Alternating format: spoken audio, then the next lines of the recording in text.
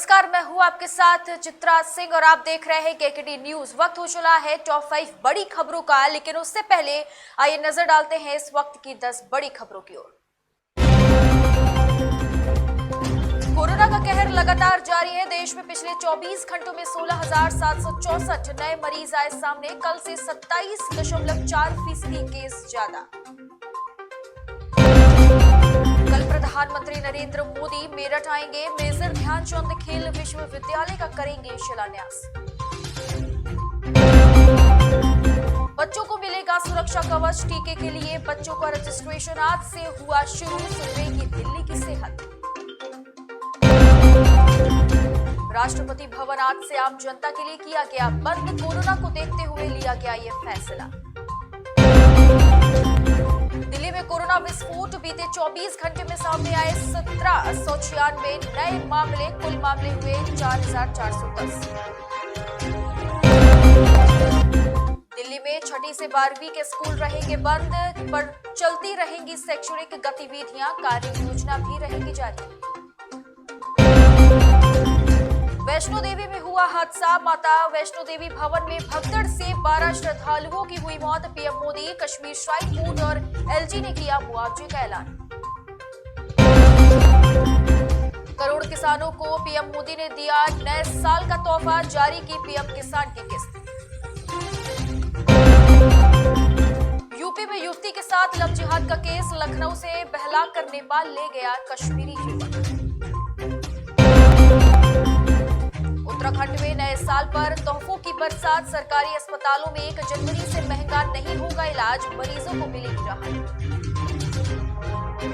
अब आगे बढ़ेंगे खबरों की ओर, जहां सभी नए साल का जश्न मनाने में लगे हैं, तो वहीं दूसरी ओर माता के दरबार में भीड़ के कारण एक बड़ा हादसा हो गया। भीड़ की वजह से कटरा स्थित माता वैष्णो देवी भवन में हुए दर्दनाक हादसे में 12 श्रद्धालुओं की मौत की पुष्टि हुई है, जबकि 15 लोग घायल बताए जा रहे हैं।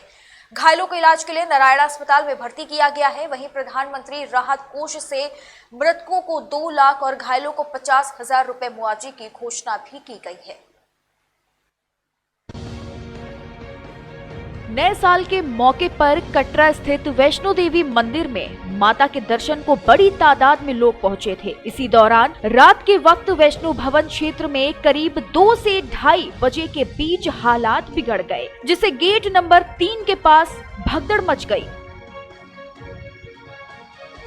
पुलिस के मुताबिक भवन क्षेत्र में दर्शन के लिए पहुंचे कुछ लोगों में आपस में बहस हो गई थी, जिसके बाद वहां धक्का मुक्की शुरू हो गई और देखते ही देखते हालात बिगड़े और भगदड़ मच गई। इस भगदड़ में कई लोग दब गए। इनमें से 12 लोगों की मौत हो गई। फौरन घायलों को नारायणा अस्पताल में भर्ती कराया गया है, जहाँ 11 लोगों का इलाज अब भी चल रहा है। हादसा इतना बड़ा हो गया था कि कुछ वक्त के लिए यात्रा को रोक दिया गया, लेकिन बाद में उसे बहाल कर दिया गया। अभी भी वहां श्रद्धालुओं की भीड़ लगी हुई है। इस घटना पर प्रधानमंत्री नरेंद्र मोदी ने दुख जताया है। प्रधानमंत्री राहत कोष से मृतकों को 2 लाख और घायलों को 50,000 रुपए मुआवजे देने की घोषणा कर दिए हैं, जबकि जम्मू कश्मीर के एलजी मनोज सिन्हा ने हादसे में मारे गए लोगों के परिजनों को 10 लाख और घायलों को 2 लाख रुपए दिए जाने की घोषणा की है। लेकिन सवाल ये उठता है कि इतनी भीड़ होने पर व्यवस्थाओं का ध्यान क्यों नहीं दिया गया। हालांकि हादसे में जिन 12 लोगों की मौत हुई है, उनकी पहचान हो चुकी है, जिनमें श्वेता सिंह गाजियाबाद से, डॉक्टर अरुण प्रताप सिंह गोरखपुर से, वनीत कुमार धर्मवीर सिंह सहारनपुर से, विनय कुमार सोनू पांडे भादेरपुर दिल्ली से, ममता हरियाणा से, धीरज कुमार राजौरी जम्मू कश्मीर से। वहीं अभी भी 4 लोगों की पहचान होना बाकी है। प्रशासन इस सिलसिले में काम कर रहा है। यही नहीं, प्रशासन ने हेल्पलाइन नंबर जारी किए हैं ताकि देश भर से लोग अपने परिजनों के बारे में जानकारी हासिल कर सके। हालांकि कुछ चश्मदीदों का ये भी कहना है कि सुरक्षा बलों ने लाठीचार्ज किया तो उसके बाद हालात ज्यादा बिगड़ गए थे। बहरहाल इस पूरे मामले की हाई लेवल जांच भी की जा रही है। 3 लोगों की टीम बना दी गई है जो पूरे मामले की जांच करेंगे। कोरोना वायरस के मामले लगातार बढ़ रहे हैं। महाराष्ट्र में कोरोना के नए मामले खतरनाक ढंग से बढ़ रहे हैं। शुक्रवार को कोविड-19 के 8,067 नए मामले सामने आए, जो कल के मुकाबले में 2,699 मामले काफी ज्यादा है। वहीं इसी बीच बड़ी खबर सामने आई है कि महाराष्ट्र में 10 मंत्रियों और 20 से ज्यादा विधायकों की रिपोर्ट कोरोना पॉजिटिव आने से हड़कंप मच गया है। डिप्टी सीएम अजित पवार ने इस बात की जानकारी खुद दी है। सुरुवातीलाच मी नवीन वर्षाच्या तमाम महाराष्ट्रातल्या जनतेला, सर्व नागरिक बंधू भगिनींना मनापासून हार्दिक शुभेच्छा देतो। हे नवीन आलेलं वर्ष सर्वांना सुखाचं, समृद्धीचं, आनंदाचं, भरभराटीचं जावं। दुसरी गोष्ट म्हणजे आपल्या सगळ्यांना माहिती आहे, महाराष्ट्राला शौर्याचा, पराक्रमाचा अशा प्रकारचा इतिहास आहे। आपण इतिहासातली कुठली पानं जर बघितली तर त्याच्यामध्ये हेच आपल्याला पाहायला मिळतं। आज मी, धनंजय मुंडे, आमचे संजय बनसोडे, डॉक्टर अमोल कोल्हे, आम्ही सगळेच जण इथं मानवंदना देण्याच्या करता आलेलो होतो। मी आपल्या ज्या पाठीमागच्या काळामध्ये कोरेगाव भीमामध्ये जे घटना घडली आणि त्याच्यामध्ये ज्या शूरवीरांनी तिथं शहीद झाले त्या सर्वांना मी अभिवादन करतो। हा शौर्याचा इतिहास पुढच्या पिढीला पण सातत्याने स्मरणात राहावा आणि एकंदरीतच इथलं सगळं चित्र बदलून जावं, त्याकरता यंदाच्या अधिवेशनामध्ये सामाजिक न्याय विभागाचे मंत्री धनंजय मुंडेंनी एक माहिती दिली, घोषणा केली आणि लवकरच आम्ही इथं जिल्हाधिकाऱ्यांच्या अध्यक्षतेखाली त्याच्यामध्ये SP असतील, CO असतील, सगळे अधिकारी टाकलेले आहेत। त्याच्यामध्ये इतर वैयक्तिक कुटाला किंवा संघटनांना थोडंसं त्यांचंही सहकार्य घेणार आहे, परंतु पूर्णपणे शासकीय कमिटी केलेली आहे।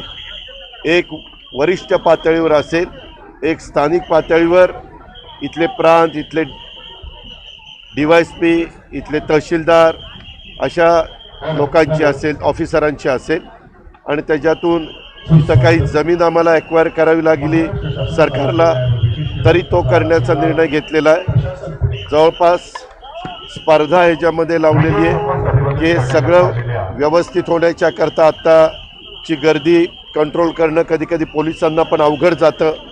कधी फार मोठ्या प्रमाणावर लोक येतात आणि मग त्यांच्या पार्किंगची व्यवस्था, त्यांच्या बाकीच्या स्वच्छतेची व्यवस्था ही चांगल्या पद्धतीनं ठेवण्याच्या करता हा सगळा निर्णय महाविकास आघाडीच्या सरकारने घेतलेला आहे।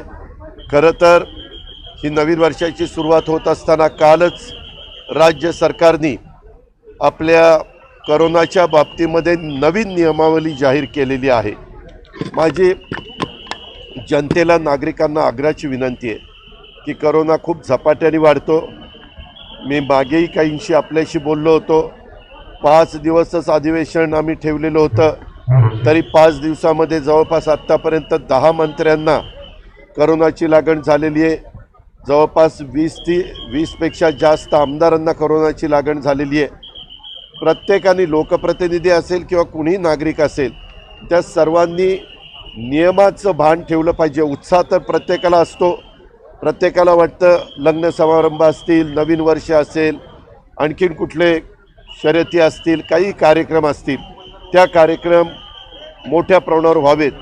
परंतु हा जो कोरोना आहे नवीन आलेला, त्याच्यामध्ये त्या विषाणू इतक्या फास्ट पद्धतीनं सर्वांना त्याच्यामध्ये कोरोना बाधित करतो, ह्याची नोंद कृपा करून सर्वांनी घ्यावी। माझी इलेक्ट्रॉनिक आणि प्रिंट मीडियाला पण विनंती आहे की मीडियानी पण ही बाब लक्षामध्ये आणून द्यावी। आपण बघतोय जगामध्ये अमेरिका असेल, फ्रान्स असेल, इंग्लंड असेल, ही सगळी राष्ट्र प्रचंड मोठ्या प्रमाणावर तिथं काही लाख पेशंट हे दररोज सापडायला लागलेले आहेत।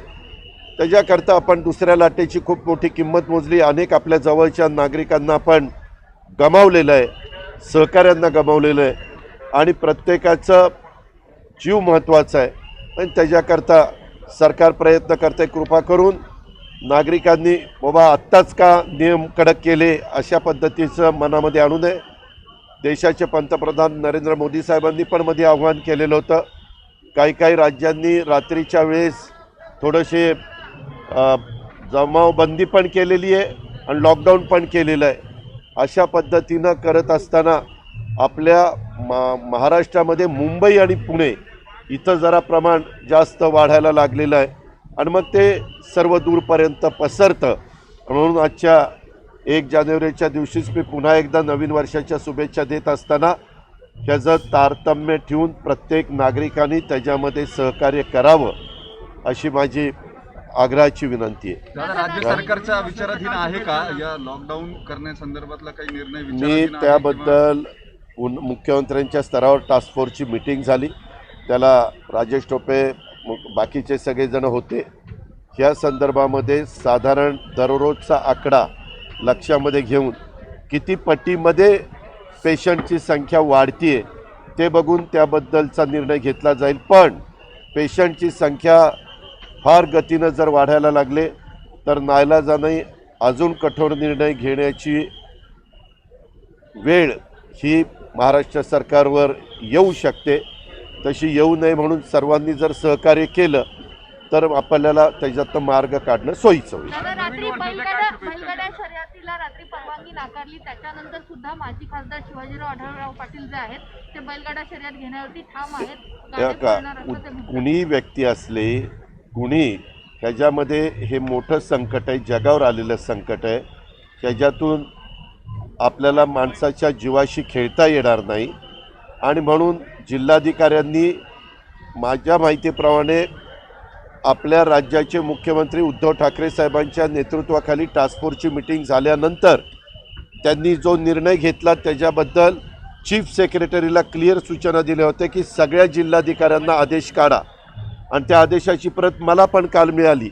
आता स्वतः वरिष्ठ पातळीवर निर्णय होतात त्यावेळेस राज्याचे प्रमुख या नात्याने राज्याच्या जनतेचं एक सुरक्षिततेच्या दृष्टिकोनातनं आरोग्याच्या दृष्टिकोनातनं त्यांनी हा निर्णय घेतलेला आहे. त्यावेळेस सर्वांनीच मी सुरुवातीलाच सांगितलं की अशा प्रकारच्या ज्या शर्यती असतील किंवा इतर कुठले कार्यक्रम आहे त्याला थोडंसं मुरड घातली पाहिजे. कारण सुप्रीम कोर्टाने निकाल देत असताना हे सांगितलेलं आहे की तुम्ही जरूर स्पर्धा भरवा परंतु ती परवानगी तिथल्या जिल्हाधिकाऱ्यांनी द्यायची आणि जिल्हाधिकाऱ्यांनी परवानगी देत असताना जिल्हाधिकाऱ्यांना देखील राज्य सरकारच्या लेवलला घेतलेल्या निर्णयाची अंमलबजावणी तंतोतंत करावी लागते. त्याच्यामुळे त्यांनी ती अंमलबजावणी केली असेल. आपण बघताय संख्या कशा पद्धतीनं वाढते. माझं सर्वांनाच आव्हान आहे, शिवाजीराव आढळराव पाटील एकट्यांना नाही परंतु जे ह्या संदर्भामध्ये काही करू पाहत आहेत त्यांनी तिथल्या जिल्हाधिकाऱ्यांशी बोलून ह्याबद्दलचा जिल्हाधिकारी देतील तो निर्णय. शासन ने देर रात लखनऊ, बरेली और वाराणसी जोन के एडीजी समेत 8 आईपीएस अफसरों के तबादले कर दिए। लखनऊ जोन के एडीजी एसएन साबत को डीजी के पद पर पदोन्नति के बाद पावर कॉरपोरेशन में डीजी बनाया गया है। बरेली जोन के एडीजी अविनाश चंद्र को फायर सर्विस का डीजी बनाया गया तो वहीं वाराणसी जोन के एडीजी ब्रजभूषण लखनऊ जोन के एडीजी होंगे। साइबर क्राइम के एडीजी रामकुमार वाराणसी जोन के एडीजी बनाए गए हैं। प्रतिनियुक्ति से वापस आए सुभाष चंद्रा को एडीजी साइबर क्राइम की जिम्मेदारी सौंपी गई है। एडीजी कार्मिक राजकुमार बरेली जोन के नए एडीजी होंगे तो वहीं फायर सर्विस के डीजी आनंद कुमार को कारागार विभाग का पूर्णकालिक चार्ज दिया गया है। पहले आनंद कुमार के पास फायरिंग सर्विस के साथ कारागार का अतिरिक्त कार्यभार था। इसी तरह पीएसी के एडीजी अजय आनंद को कार्मिक का अतिरिक्त चार्ज सौंपा गया है। दर्द है, सैलाब है, मायूसी है, मजबूरी है, क्योंकि जिंदगी जीने की आस है, गले में प्यास है, लेकिन उम्मीद भी है कि शायद कुछ ठीक हो जाए। बेबसी है, लाचारी है, आंखों में उदासी है, लेकिन मजबूरी भी इस कदर की जुबान से कह नहीं सकते। एक 9 साल की बच्ची ने कुछ ऐसा कर दिखाया कि बड़े बड़े लोग शर्मा जाए, खासकर वो बच्चे जो बड़े होने के बाद अपने माता पिता को वृद्धाश्रम में छोड़ देते हैं और दर दर भटकने पर मजबूर कर देते हैं।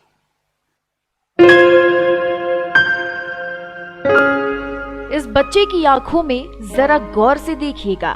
कहते हैं कि दर्द की कोई जाति नहीं होती, आंसुओं का कोई मजहब नहीं होता और गम का कोई ठिकाना नहीं होता। बस अगर कभी संकट में आंसुओं और दर्द को समझना हो तो बस ये तस्वीरें देख लीजिए। मदद ना हुई तो क्या हुआ, अभी कलयुग में श्री श्रवण कुमार जैसे बच्चे तो है ना। माँ बाप की सेवा करने वाले श्रवण कुमार का नाम तो आपने जरूर सुना होगा। वहीं एक 9 साल की बेटी ने कुछ ऐसा ही काम करके दिखाया है। इसके बाद सबकी जुबान पर बस उसी का नाम है। महज 9 साल की उम्र में जहां बच्चों को खेलना कूदना चाहिए, तो वहीं ये मासूम अपनी मां का जीवन बचाने के लिए दिन रात एक करने में लगी हुई है। ताज नगरी आगरा के जिला अस्पताल से ऐसा ही एक मामला सामने आया है जिसने सभी को झकझोर कर रख दिया है। मामले को लेकर जिला अस्पताल में आजकल उस मासूम 9 साल की बेटी का नाम हर किसी की जुबान पर है। जिस उम्र में बच्चे अपने हाथों से ठीक से खाना तक नहीं खा पाते, उस उम्र में मासूम अपनी मां का जीवन बचाने के लिए जी जान से जुटी हुई है। घर में खाने के लिए एक दाना नहीं, लेकिन मासूम अपने छोटे भाई को पालने के साथ अपनी और अपने भाई की पढ़ाई का भी ख्याल रख रही है। कुमारी प्रजापति। अच्छा, ये बताओ, मम्मी का इलाज करवा गई हो, पैसे हैं तुम्हारे पास? और खाना वाना घर पे खाना वाना है? क्या उम्र है तुम्हारी, किस क्लास में पढ़ती हो? 4th क्लास साल। अच्छा, और तुम्हारा छोटा भाई, उसका क्या नाम? और उसकी साल 7। अच्छा, कैसे खर्चा चल रहा है? पैसे नहीं है? पूरा अस्पताल बच्ची की मदद करने में जुटा हुआ है। सरकारी महकमे का क्या, उनसे क्या भला होगा। सरकार से तो अभी भी मदद की दरकार नहीं है। बता दें कि रावली की मोर गली में एक माँ कैला देवी को रीढ़ की हड्डी में दिक्कत और खून की कमी जैसी बीमारी है। पिता कई साल पहले ही छोड़कर चला गया था। उसके बाद माँ कैला देवी किराए के मकान में रहती हैं और वहीं सड़क पर ठेला लगाकर जैसे तैसे 9 साल की बेटी और 7 साल के सत्यम का पालन पोषण कर रही थी। वहीं 2 महीने पहले माँ की तबीयत ज्यादा खराब हो गई और ठेला बंद हो गया। कैला देवी, ये बच्चे आपका इलाज करवा गए हैं, कोई है नहीं क्या आपका? सर, सब पीछे हट गए हैं मेरी बीमारी से। अच्छा जी, तो अब डॉक्टर ने क्या बताया है? डॉक्टर ने पहले मैंने इलाज करवाया था इमरजेंसी में, वहाँ पे मेरी रीढ़ की हड्डी झुकी हुई है और दिमागी नसों का गुच्छा बताया था, दोनों का ऑपरेशन बता दिया है, तो किसी ने कराया नहीं है क्योंकि तो अब ये बच्ची बता रही थी कि घर में राशन भी नहीं है इस समय। हाँ, कैसे चल रहा है? हाँ सर, 3 बार से मैं राशन नहीं लेके आई क्योंकि बच्ची थी नहीं मेरे पास। तो अब खर्चा कैसे चल रहा है? अब खर्चा ऐसे ही चल रहा है सर जी। अंगूठा लगाने जा न सकी तो योगी सरकार ने नुमाइंदों के राशन देने से ही मना कर दिया। भूख के चलते 9 साल की मासूम बेटी ने पूरे घर का सारा काम संभाल लिया। इसके साथ ही अपनी 4th क्लास की पढ़ाई और भाई की 1ली क्लास की पढ़ाई भी करवा रही है। एक हफ्ते पहले जब माँ की हालत बहुत बिगड़ गई तो प्रीता छोटे भाई सत्यम के साथ माँ को इलाज के लिए जिला अस्पताल ले गई। मासूम की गुहार पर अस्पताल के स्टाफ ने खून की व्यवस्था की और आर्थिक मदद भी की। अभी मासूम को राशन और इलाज के लिए धन की काफी जरूरत है। मैं जिले का विद्यार्थी प्रमुख हूँ बजरंग से। अच्छा, ये परिवार बहुत परेशान है, क्या कुछ मदद कर रहे हैं? देखिए, हमने अभी स्टेटस पे देखा, हमारे नामित जी थे, उन्होंने अपने स्टेटस पे लगाया। हमने सोचा, तुरंत ही हमें मालूम पड़ा कि अरे किसी असहाय लोग को ये जरूरत है ब्लड की, तो हमने तुरंत सोचा एक कदम अपने किसी भाई के लिए ब्लड काम आए। और हम सबसे अनुरोध करेंगे कि किसी भी असहाय लोग को जब जरूरत पड़े ब्लड की तो सबसे आगे आए चल। जब इस बारे में ऊंची गद्दी पर बैठे सरकार के हुक्मरानों को जानकारी हुई तो सीएमएस साहब का बयान भी आ गया और कहा कि महिला काफी बीमार है, हमने खुद व्यवस्था करके उसको खून चढ़वाया है, आयरन की बोतल चढ़वाई जा रही है और बाकी इलाज का पूरा ख्याल रखा जा रहा है। अब भला आप खुद सोचिए, जिन हाथों में कलम होनी चाहिए, खेल कूद के खिलौने होने चाहिए, उस उम्र में मासूम अपनी मां का जीवन बचाने के लिए दिन रात एक करने में लगी हुई है और सरकारी सेवाओं से वंचित है। ना तो सरकारी राशन मिल रहा है, ना ही योजनाओं का लाभ मिल रहा है। ऐसे में योगी सरकार के दावे कितने सही हैं, वो तो आप खुद समझ सकते हैं। कोरोना वायरस की पहली और दूसरी लहर की तबाही के बाद तीसरी लहर की आने की खबर से ही रोंगटे खड़े हो जा रहे हैं। इस बीच इसका एक और वेरिएंट ओमिक्रॉन अलग चिंता का विषय बना हुआ है। इस समय देश में ओमिक्रॉन के मामले बढ़कर 1431 हो चुके हैं। इसमें सबसे ज्यादा 454 मामले महाराष्ट्र में पाए गए हैं, तो वहीं दुनिया भर में पांव पसार रहा ओमिक्रॉन इस समय देश के 23 राज्यों में दस्तक दे चुका है। इधर कोरोना की अगर बात करें तो बीते 24 घंटों में देश में कोरोना के 22,775 मामले सामने आए हैं, जबकि 406 लोगों की मौत हो चुकी है। इस समय देश में कोरोना के एक्टिव केस अब 1,04,781 है। हालांकि रिकवरी रेट 98.32% पर बना हुआ है। शीर्ष 5 राज्य जिन्होंने ज्यादा से ज्यादा कोरोना मामले दर्ज किए हैं, उनमें महाराष्ट्र में 8,067 मामले हैं। इसके बाद पश्चिम बंगाल में 3,451 मामले, केरल में 2,676 मामले, दिल्ली में 1,796 मामले और तमिलनाडु में 1,155 मामले। वहीं तमिलनाडु में भी 1,155 मामले सामने आ चुके हैं। 17,482 केसेस पूरी दुनिया में रिपोर्ट हुए हैं और इसको फर्दर अगर हम डिटेल में एनालाइज करें तो देखते हैं कि जिसमें 4 देश ऐसे हैं जो कि अराउंड 58% ऑफ जो दुनिया के सारे कोविड केसेस आ रहे हैं पिछले हफ्ते में, वो उन 4 देशों से आ रहे हैं, जिसमें मुख्यतः यूनाइटेड स्टेट्स से अराउंड 28.8%, यूके से 12.5%, फ्रांस से 10.1% और स्पेन से 6.7%। यहां मुख्य विषय यह है कि नॉट ओनली यही कंट्रीज हैं, ओवरऑल हर कॉन्टिनेंट में कई कंट्रीज के अंदर एक राइजिंग ट्रेंड इन केसेस नोट किया जा रहा है। जैसे अगर हम यूनाइटेड स्टेट्स का डेटा एनालाइज करें तो देखते हैं कि जहां 1,21,000 केसेस एक हफ्ते में आ रहे थे, वह 4 हफ्ते होते होते 3 लाख के करीब पहुंच गया है। और जो एक मुख्य विषय है कि अगर हम पिछले 24 घंटे का यूनाइटेड स्टेट्स का डेटा देखें तो हम पाते हैं कि वहां पर 5,12,000 केसेस प्रति रोज की संख्या से रिपोर्ट किए गए हैं।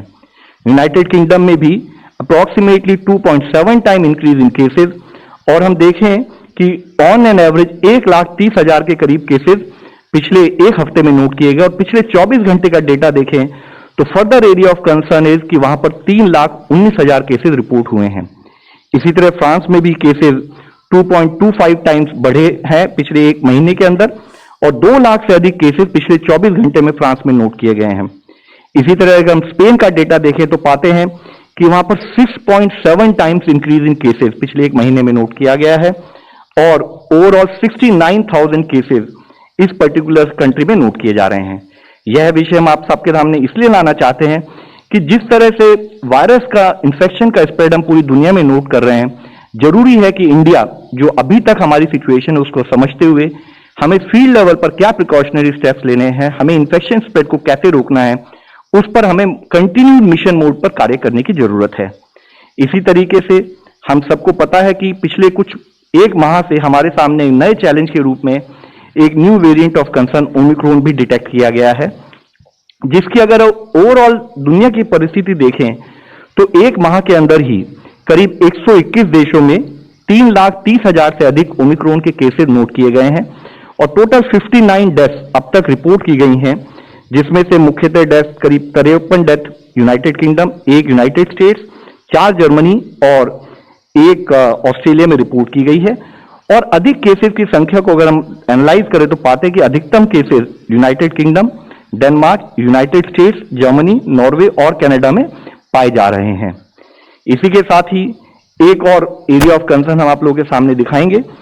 इसमें यहां देखते हैं तो हम पाते हैं कि ओमिक्रॉन कई देशों में अब जो भी जीनोम सीक्वेंसिंग हो रही है, वहां पर ओमिक्रॉन की परिस्थिति, यानी कि जितने वहां पर जीनोम सीक्वेंसिंग किए जा रहे हैं उसमें कितने % सैंपल ओमिक्रॉन पॉजिटिव पाए जा रहे हैं, उस डेटा को अगर हम देखें तो पाते हैं कि साउथ अफ्रीका में 96% केसेस ओमिक्रॉन पॉजिटिव पाए जा रहे हैं, यूनाइटेड किंगडम में 59%, इसी तरह यूनाइटेड स्टेट्स में 41% और फ्रांस में करीब 11% ओमिक्रॉन पॉजिटिव केसेस पाए जा रहे हैं। और साथ ही हम देखते हैं कि जहां एक तरफ एक पॉजिटिव ट्रेंड के रूप में साउथ अफ्रीका में केसेस में एक सर्ज के बाद फिर से केसेस में कमी नोट की जा रही है। ऐसा लगता है कि केसेस की संख्या में एक विजिबल कमी आई है, लेकिन उसी के साथ ही और दूसरे देश है, जैसे इससे पहले हमने आपको बताया है, चाहे वो यूके हो, यूएसए हो और फ्रांस हो, वहां पर अभी भी एक कंटिन्यूड सर्ज इन केसेस नोट किया जा रहा है। WHO ने ओमिक्रॉन के बारे में जो अपना पिछला अपडेट 28 दिसंबर को दिया, उसमें उन्होंने बताया है कि ओमिक्रॉन जो वेरिएंट है उसमें पाया जा रहा है कि it has growth advantage over delta variant और इसका डबलिंग टाइम 2 से 3 दिन है। और साथ ही ये देखा जा रहा है कि यह पर्टिकुलर वेरिएंट अब कई देशों में डोमिनेंट कोविड का वेरिएंट बनके हमारे सामने आ रहा है, जैसे कि हमने इससे पिछली स्लाइड में आपको दिखाया है। यूनाइटेड किंगडम हो, यूनाइटेड स्टेट्स ऑफ अमेरिका हो, उन देशों में यह बाकी वेरिएंट को रिप्लेस कर मेजर डोमिनेंट वेरिएंट के रूप में उभर कर सामने आ रहा है। इसी के साथ ही यूनाइटेड किंगडम, साउथ अफ्रीका और डेनमार्क से जो इनिशियल डेटा आया है, उससे यह पता लगता है कि ओमिक्रॉन वेरिएंट में एक रिड्यूस रिस्क ऑफ हॉस्पिटलाइजेशन है कंपेयर टू डेल्टा वेरिएंट। लेकिन साथ में WHO ने यह भी कहा है कि उसकी डिजीज की सीवियरिटी या उससे संबंधित management in terms of oxygen, ventilation की रिक्वायरमेंट, यह डेटा अभी फर्दर आने की जरूरत है। इसको फर्दर एनालाइज करके ही एक निर्णय पर पहुंचा जा सकता है। इन्हीं खबरों के साथ इस बुलेटिन में फिलहाल इतना ही। आप बने रहे KKT न्यूज के साथ।